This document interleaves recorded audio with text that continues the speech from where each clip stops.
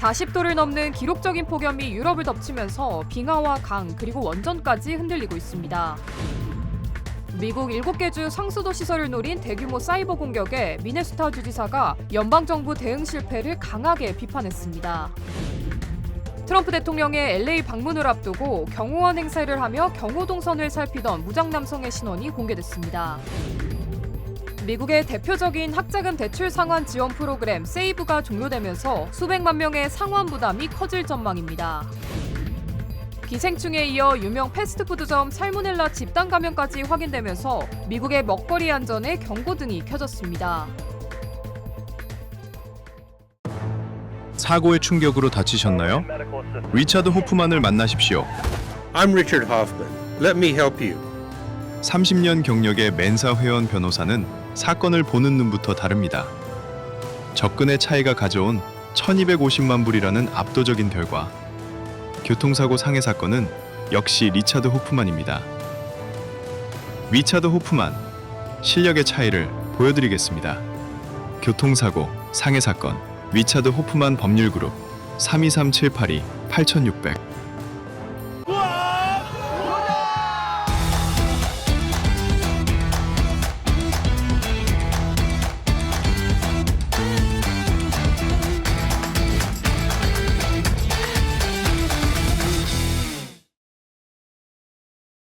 여러분 안녕하십니까? 8월 5일 첫 소식입니다. 기록적인 폭염이 중부 유럽까지 강타하면서 오스트리아와 슬로바키아에서 40도를 넘는 역대 최고 기온이 관측됐습니다. 300m 두께를 자랑하던 빙하는 폭포수처럼 녹아내리고 있고 다뉴브 강이 말라붙으면서 원자력 발전소 가동까지 중단됐습니다. 윤성철 기자입니다. 오스트리아 최대 규모인 파스테르체 빙하가 녹아내리면서 폭포수 같은 물길이 형성됐습니다. 한때 300m 두께를 자랑했던 빙하는 폭염을 이기지 못하고 바닥을 드러냈습니다.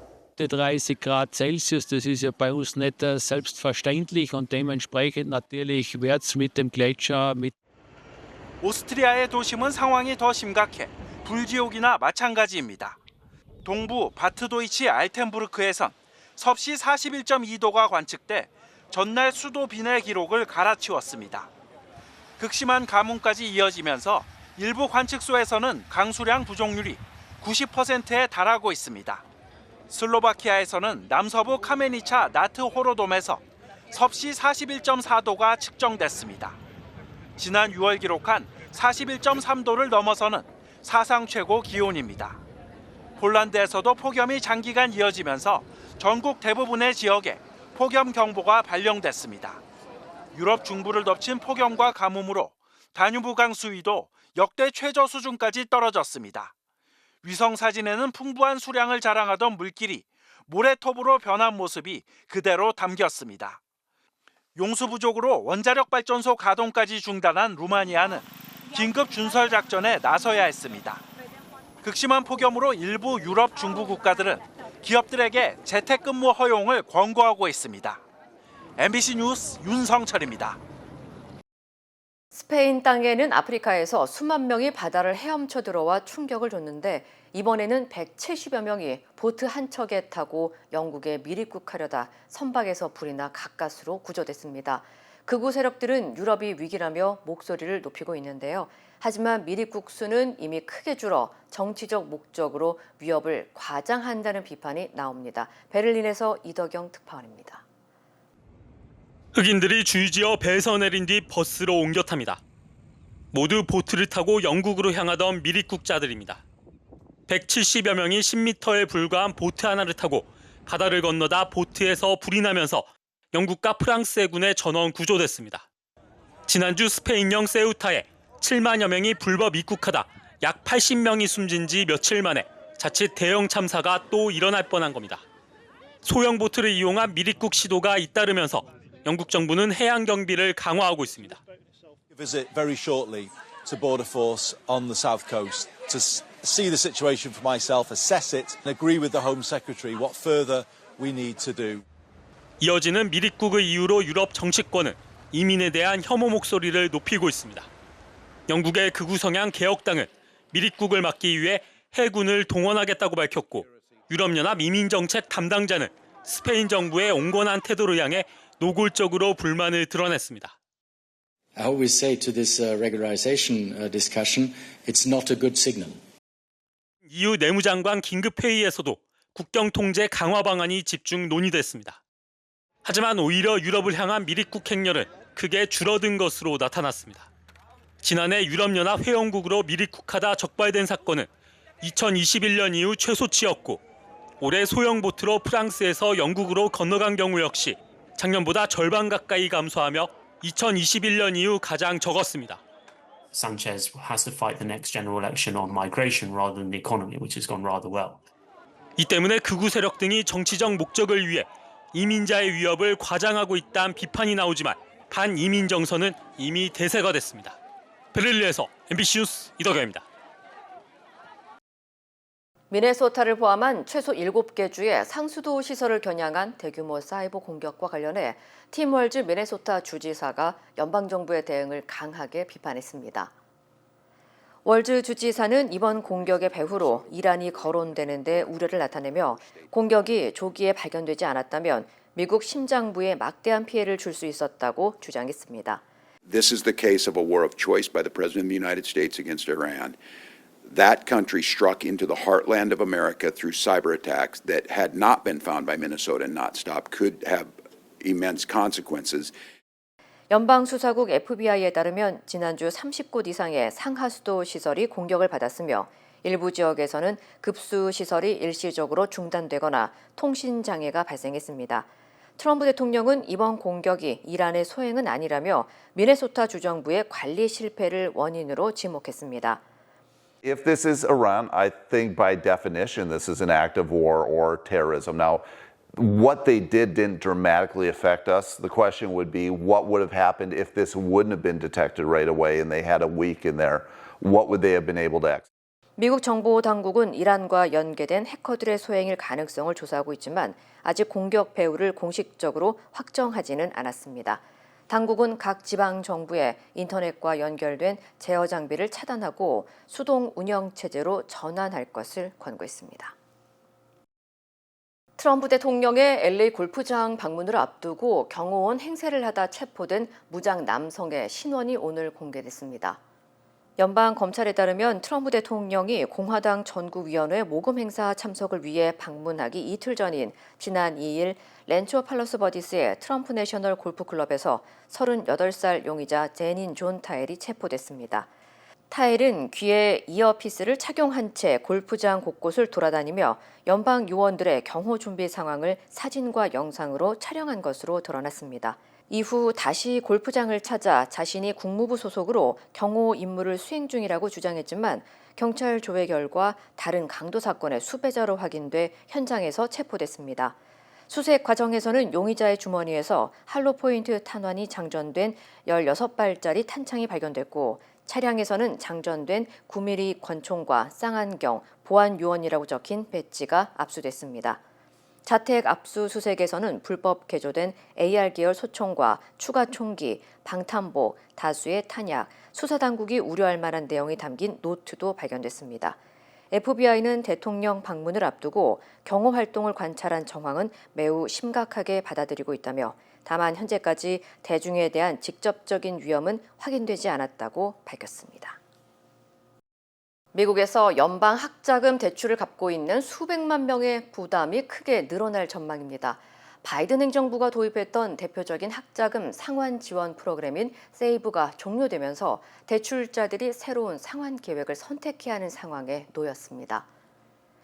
세이브는 소득에 따라 월 상환액을 조정하는 제도로 일부 대출자는 월 납부액이 $0에 불과했고 대출 규모에 따라 최단 10년 만에 빚을 탕감할 수 있어 가장 혜택이 큰 상환 프로그램으로 꼽혀왔습니다.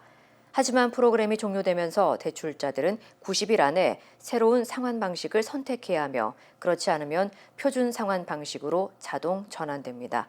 여기에 일부 대출자들은 상환액 안내가 수차례 바뀌는 등 혼란을 겪고 있다고 고소했습니다. That's more than a car payment for many borrowers. Depending on what state you live in, that could be more than your mortgage. If I revisit the student aid site and recalculate it, it quotes a different payment of $208. So not a huge discrepancy, but it kind of shakes my confidence is, do I have the right payment even? 최근 학생 부채 위기센터가 실시한 설문조사에 따르면 세이브 종료 이후 대출자들의 월 상환액은 중간값 기준 $500 증가한 것으로 나타났습니다. 전문가들은 대출자들에게 연방학자금 지원 웹사이트에서 자신에게 맞는 상환 계획을 비교하고 상환이 어려울 경우에는 대출 유예를 신청해 연체와 채무 불이행을 피해야 한다고 당부했습니다. 미국에서 먹거리와 관련한 감염병 우려가 커지고 있습니다. 기생충 감염 환자는 2만 명을 넘어설 것으로 추정되는 가운데 이번에는 유명 패스트푸드 체인에서도 100명이 넘는 살모넬라 집단 감염이 발생했습니다. 잇따르는 식품 매개 감염에 소비자들의 불안이 커지고 있습니다. 김동준 기자의 보도입니다. 지난 16일 연방질병통제예방센터 CDC는 사이클로스포라증 집단 감염 사태를 발표했지만 정확한 감염원은 파악하지 못한 채 확산세는 계속되고 있습니다. 당초 패스트푸드 체인인 타코벨의 양상추가 1,600여 명의 감염자를 발생시킨 감염원인 것으로 보고 조사에 나섰는데 아직까지 정확한 원인은 확인되지 않고 있습니다. We don't actually know what went wrong on the farm where this iceberg lettuce was being grown. And so until you know that, you can't actually fix it. 사이클로스포라증은 기생충성 질환으로 오염된 음식이나 물을 통해 기생충에 감염되면 심각한 복통과 설사를 유발할 수 있습니다. 최근 미시간주에서 2명의 사망자가 발생한 데 이어 감염자가 2만 2천 명을 넘어설 수 있다는 관측까지 나왔습니다. The recalled lettuce had used by dates of August 3rd, so just earlier this week. So it's to be expected you're going to have weeks more of cases. 이런 가운데 또 다른 유명 패스트푸드 체인인 치폴레에서 살모넬라균 집단 감염이 발생해 먹거리 안전의 우려가 커지고 있습니다. 지금까지 100명이 넘는 살모넬라균 감염 사례와 관련해 미네소타주 보건국은 매장에서 사용한 할라피뇨를 감염원으로 보고 있습니다. 치폴레 측은 해당 할라피뇨를 매장에서 회수하고 즉시 공급업체를 변경했다고 밝혔지만 전문가들은 이번 살모넬라균 집단 감염과 앞선 사이클로스포라 감염 사태 모두 식재료 공급에서 비롯됐다며 공급망 관리를 지적했습니다. Nationwide here recently with the Cyclospora outbreak. It's linked to Taylor Farms, and Taylor Farms has had a history, a significant history of foodborne illness problems, and yet, many of these big chains have continued to purchase products. 식품매개 감염병과 식중독이 잇따르는 가운데 식당뿐 아니라 식재료 공급 과정 전반에 대한 관리 강화의 목소리가 커지고 있습니다. MBC 뉴스 김동준입니다. 엘라바마주의 한 월마트에서 마약이 묻은 지폐가 발견돼 경찰이 수사에 착수했습니다. 데프니 경찰국은 최근 월마트 매장에서 11살 소년이 접혀있던 $1 지폐를 주었으며 지폐에 묻어있던 흰색 가루가 메삼페타민으로 확인됐다고 밝혔습니다. We followed up with Walmart. We tried to watch security cameras. We were able to see the young man pick up the dollar bill, and we have LPOs searching to see if maybe they could tell who dropped it. But as of right now, it's still under investigation, and it's been forwarded to our detectives so that they'll have time for follow-up. 소년은 지폐를 만진 뒤 손에 흰색 가루가 묻은 것을 가족이 발견해 응급실 검사를 받았고 해당 물질이 마약 성분으로 확인됐습니다. 아이를 포함한 가족들은 약물 노출 검사를 받았지만 모두 음성 판정을 받아 건강에는 이상이 없는 것으로 전해졌습니다. 경찰은 누군가 마약을 소지한 채 이동하다 지폐를 떨어뜨린 것으로 보고 월마트 CCTV를 토대로 용의자를 추적하고 있습니다. 또 공공장소에서 돈이나 정체를 알 수 없는 물건, 가루 등을 발견하면 함부로 만지지 말고 매장 직원이나 경찰에 신고해달라고 당부했습니다. 차량 여러 대를 싣고 달리던 대형 트럭이 LA의 한 아파트를 들이받아 최소 3명이 다쳤습니다. LA 소방국에 따르면 사고는 어제 오후 2시 30분쯤 벤나이스 블러버드에서 발생했으며 트럭은 도로를 벗어나 40여 세대가 거주하는 아파트 건물로 돌진했습니다. 당시 트럭에는 차량 8대가 실려 있었고 건물 일부와 주차 차량 10여 대가 크게 파손됐습니다. 운전자는 사고 직전 갑자기 매스꺼움을 느껴 차를 세우려 했지만 정신을 차려보니 아파트 안에서 비명이 들리는 것만 기억난다고 말했습니다.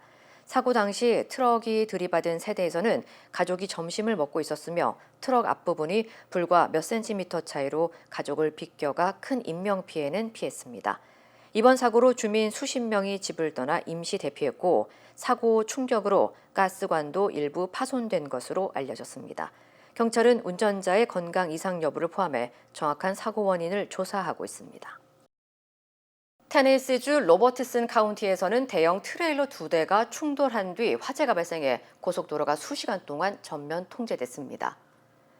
테네시 고속도로 순찰대에 따르면 어제 오전 6시 30분쯤 65번 북쪽 방면 105마일 지점에서 차선을 벗어난 한 트레일러가 갓길에 고장으로 정차해 있던 다른 트레일러를 뒤에서 들이받으면서 두 차량 모두 불길에 휩싸였습니다.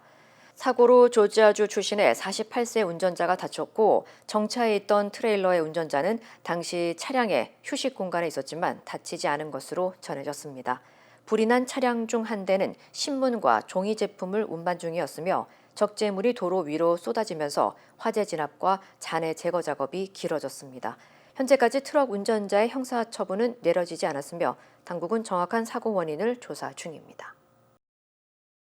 러시아에서 우크라이나 전쟁 참전 군인의 사망 위로금을 가로채기 위해 결혼하는 사기 행각이 잇따르면서 논란이 커지고 있습니다. CNN 보도에 따르면 러시아 정부가 전사자 유가족에게 최소 500만 루블, 약 6만 4천 달러의 위로금을 제공하는 점을 악용해 참전 예정인 남성들과 형식적인 결혼을 하고 위로금을 가로채는 이른바 검은 과부 범죄가 기승을 부리고 있습니다. 실제로 상트페테르부르크에서는 한 여성이 자신의 아버지가 전사한 소식을 들었고 출정 이틀 전에는 처음 보는 여성과 아버지가 결혼한 사실을 뒤늦게 알았다고 전했습니다. It felt unreal. When I was being issued the death certificate, they asked if he was married. I said no, but they told me he was. I never even managed to contact the woman. I simply didn't know what to say to her because I suspected it was a scam. 특히 한 간호사는 부상병 5명과 결혼한 후 연달아 위로금을 노리다 적발됐고 군 관계자들까지 관련 사기 행각에 조직적으로 가담했다는 의혹까지 제기되면서 논란은 더 커지고 있습니다. 러시아 의회 측은 전사자와 유가족을 노린 범죄가 늘고 있다며 관련 제도 개선과 사기 범죄 단속 강화를 촉구했습니다.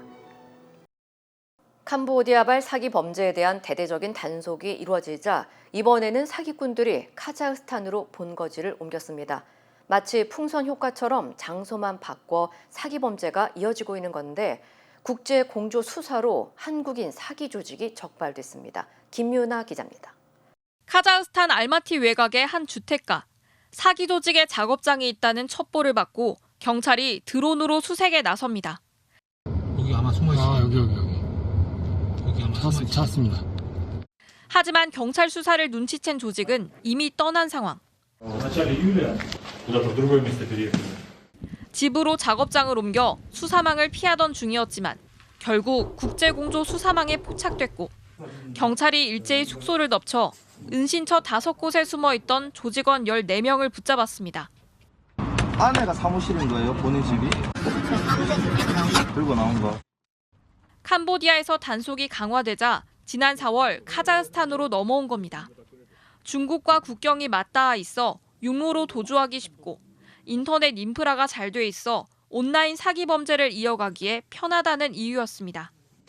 동남아 지역을 벗어나 제3국으로 근거지를 옮긴 한국인 스캠 조직의 실체를 최초로 확인한 사례로 중앙아시아를 중심으로 활동하는 한국인 사기 조직을 현지에서 검거한 건 이번이 처음입니다.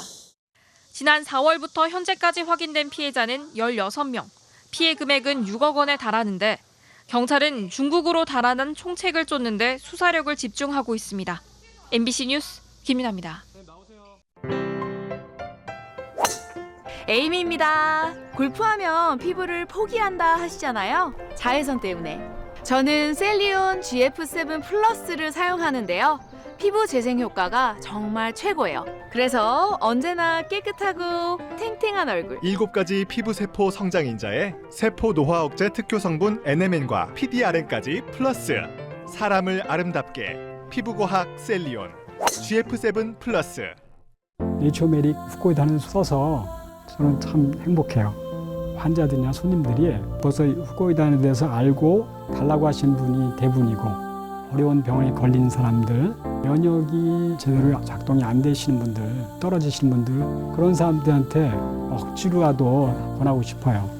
그리고 그것 때문에 몸이 좋아졌다는 사람들을 많이 보니까 믿고 따라줬을 때 정말 행복해요. 자연의 선물 네이처 메딕. 모든 여정은 문을 여는 것에서 시작됩니다. 그 시작은 여기 CBB 뱅크입니다. 진심 어린 대화에서 시작해 성공을 향한 새로운 기회로 당신의 비즈니스가 더 크게 넓어질 때 CBB 뱅크가 전국 어디서나 그 문을 함께 열어갑니다. 성장의 파트너 CBB 뱅크. We stand with accident victims during the hardest moments. Whether it's a car, truck, motorcycle, pedestrian, or rideshare accident, you deserve the best attorneys by your side. At DK Law, we're modern injury and accident lawyers who go all the way. We fight smart, we move fast, and we win big. At DK Law, when we take a case, we take it all the way.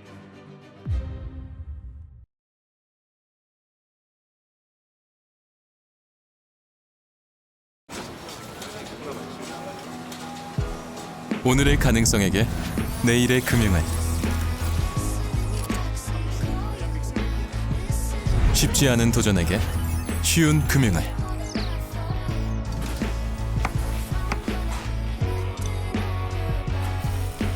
더 커지는 꿈에게 더 힘이 되는 금융을. 이것이 당신과 PCB의 시너지, PC빌리티, PCB뱅크. 탱크데이 사태 수사 2달여 만에 경찰이 스타벅스 코리아 본사를 압수수색했습니다. MBC 취재 결과 손정현 전 대표와 프로모션 담당팀 임직원의 휴대전화도 압수 대상에 포함된 걸로 확인됐습니다. 박솔립 기자입니다. 서울 강남에 있는 스타벅스 코리아 본사. 서울경찰청 공공범죄수사대원들이 압수수색용 상자를 들고 나옵니다. 압수수색은 9시간 반 만에 끝났습니다. 어떤 부분 확인하셨을까요? 지난 5월 스타벅스 코리아가 탱크데이, 책상에 타기라는 텀블러 행사 문구로 파문을 일으킨 뒤 2달여 만에 이뤄진 첫 강제 수사입니다. MBC 취재 결과 압수수색 대상에는 손정현 전 대표가 포함된 것으로 확인됐습니다. 탱크데이 기획을 담당했던 임직원들 휴대전화도 압수 대상에 들어갔습니다. 회사 차원의 지시가 있었는지 의사결정 과정을 확인하려는 것으로 보입니다.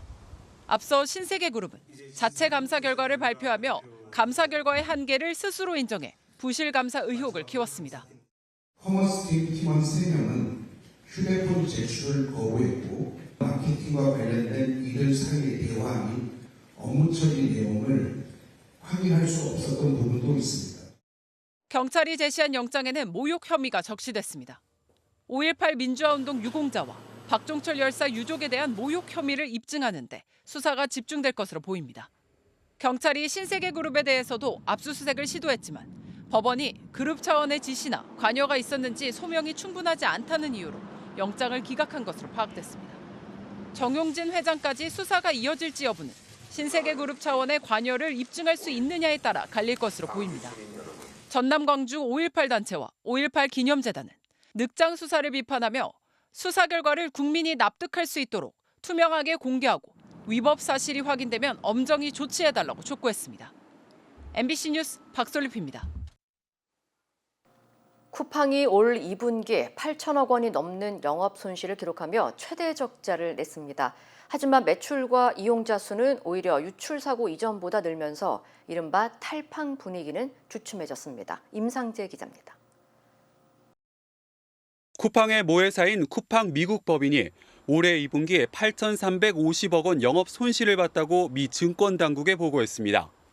2021년 뉴욕 증시 상장 이후 최대이자 1분기에 이어 2분기 연속 적자로 상반기에만 1조 원 넘는 손실을 낸 겁니다.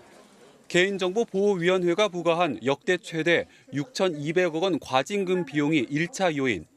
여기에 이른바 탈팡 고객을 붙잡기 위한 마케팅 비용이 급증하며 적자폭을 키웠습니다. 하반기 전망도 어둡습니다. 국세청의 특별 세무조사 결과 매겨진 3천억 원 추가 세금과 인천 물류센터 화재 손실 3,500억 원이 반영될 예정이기 때문입니다. 개인정보 유출 후유증이 이어지는 분위기인데 육성으로 투자자 설명에 나선 김범석 의장은 낙관적인 전망을 내놨습니다. These customers not only came back, they returned to their full prior spend levels and have since gone beyond it. 실제로 2분기 매출은 처음 13조 원을 돌파하며 개인정보 유출 전인 1년 전보다 10% 늘었습니다. 쿠팡 이용자 수도 반등하며 역시 사고 전보다 늘었습니다. 과징금을 마련하느라 이익을 못 냈을 뿐 이른바 탈팡 분위기는 사라진 셈입니다. 탈팡했다가 또 다시 이용하고 있어요. 대체할 만한 약간 그런 거를 좀 못 찾아가지고 오늘 주문하면 뭐 내일 오고. 지난 2월 정부와 정치권은 대형마트에게 새벽 배송을 허용하는 방안을 검토하면서 적극적으로 쿠팡 견제에 나섰습니다. 하지만 배달 노동자의 건강 문제나 골목 상권 위협 등 반대 여론에 부딪혀 논의는 더 이상 진전되지 못하고 있습니다. MBC 뉴스 임상재입니다. 윤석열 정부 시절 용산 대통령실에 아내 역할에만 충실하겠다던 김건희 씨 전용 집무실이 만들어졌던 정황을 2차 종합특검이 포착했습니다. 당시 청와대 이전 TF를 이끌던 김용현 전 장관이 김 씨 집무실 방탄유리 예산은 왜 없냐고 경호처를 질책했다는 진술도 나온 것으로 확인됐습니다. 김지성 기자입니다. 지난 20대 대선 당시 허위 경력 의혹이 불거지자 김건희 씨는 남편이 당선되더라도 영부인으로서의 역할은 최소화하겠다는 입장을 밝힌 바 있습니다. 남편이 대통령이 되는 경우라도 아내의 역할에만 충실하겠습니다. 윤석열 정부 출범 직후엔 영부인을 보좌하는 제2부속실도 폐지됐습니다.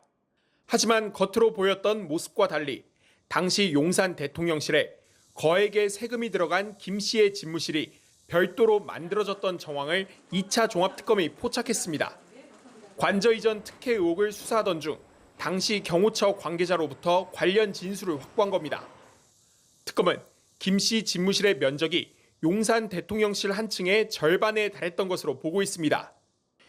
여기에 인수위 시절 김용현 당시 청와대 이전 TF 부팀장이 영부인 집무실에도 대통령 집무실처럼 방탄 창호 시설을 갖춰야 하는데 왜 예산이 없냐는 취지로 경호처를 질책했다는 진술도 나온 것으로 전해졌습니다. 이후 경호처는 이미 대통령 집무실 방탄 창호 공사가 발주됐는데도 집무실 방탄 창호 2차 공사를 추가로 발주했습니다. 비용은 10억 원에 달했던 것으로 알려졌습니다. 다만 특검 수사 기간이 앞으로 20일도 채 남지 않았고 김 씨 전용 집무실 의혹이 수사 대상인지도 불명확해 특검의 수사로 이어질지 미지수입니다. 김 씨 변호인단은 윤석열 정부 초기에 영부인을 위한 집무 공간은 존재하지 않았다며 2024년 하반기 제2부속실 설치를 발표하면서 대통령실 빈 공간에 영부인 집무실로 소규모로 설치했을 뿐이라고 반박했습니다. MBC 뉴스 김지성입니다. 12.3 내란에 가담한 혐의로 중형을 선고받은 한덕수 전 국무총리와 이상민 전 행정안전부 장관 사건을 대법원이 전원 합의체에서 심리하기로 했습니다. 역사적으로 사법적 평가가 필요하다는 이유를 밝혔습니다. 김건희 기자입니다. 대법원이 내란 중요 임무 종사 혐의를 받고 있는 한덕수 전 국무총리와 이상민 전 행정안전부 장관 사건을 전원 합의체에서 심리한다고 밝혔습니다. 국민적 관심도가 매우 높고 역사적으로 사법적 평가가 필요하다고 판단했기 때문입니다. 당초 한 전 총리 사건은 대법원 2부에, 이 전 장관 사건은 대법원 3부에 배당돼 있었는데 대법원은 두 사람이 공범관계인 점도 고려했다고 덧붙였습니다.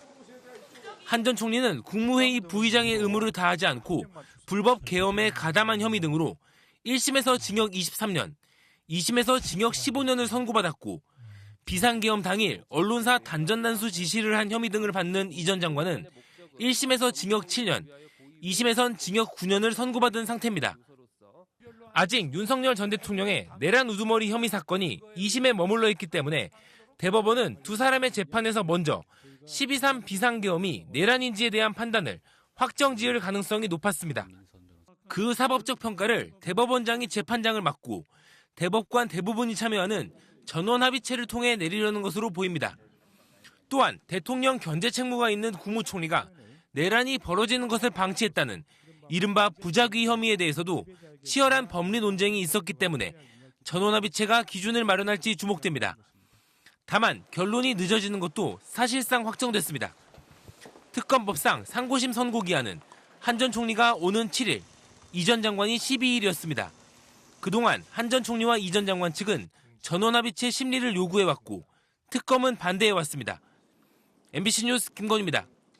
힘들고 어려울 때 실력 있는 변호사가 필요하십니까? 60년 역사의 대형 로펌 KMFM 로펌의 최미수 변호사와 함께하세요. 교통사고, 민사법, 형사법, 가정법 등 풍부한 경험과 최고의 실력으로 완벽하게 도와드립니다. 최고의 보상을 책임지는 실력 있는 대형 로펌. 도움이 필요할 때 강한 힘이 되는 변호사. KMFM 로펌 최미수 변호사. 213-427-2350. 즐거운 여름 휴가와 장거리 여행으로 몸에 누적된 피로가 쉽게 쌓이는 8월입니다. 일상으로 건강하게 복귀하기 위해서는 지친 몸의 에너지를 빠르게 채워줘야 하죠. 첫 번째, 일상 속 10분에서 15분 정도의 짧은 낮잠을 자는 것은 뇌에 휴식을 주고 누적된 피로를 빠르게 해소하는 데 큰 도움을 줍니다. 두 번째, 우리 몸의 에너지 생성을 돕는 비타민 B군과 코엔자임 Q10을 섭취하는 것은 무기력해진 몸에 활력을 불어넣고 세포막을 보호하는 데 효과적입니다. 세 번째, 장시간 비행이나 운전 후 가벼운 스트레칭으로 굳은 근육을 풀어주는 것은 뭉친 근육을 이완시켜 혈액 순환을 돕고 몸의 피로 회복 속도를 높여줍니다. 작은 습관 하나가 모여 올 한 해를 버티는 든든한 힘이 됩니다. 2026년 당신의 모든 날이 건강함으로 가득하도록 가족의 건강과 일상을 지키는 작은 루틴 우메켄이 함께합니다.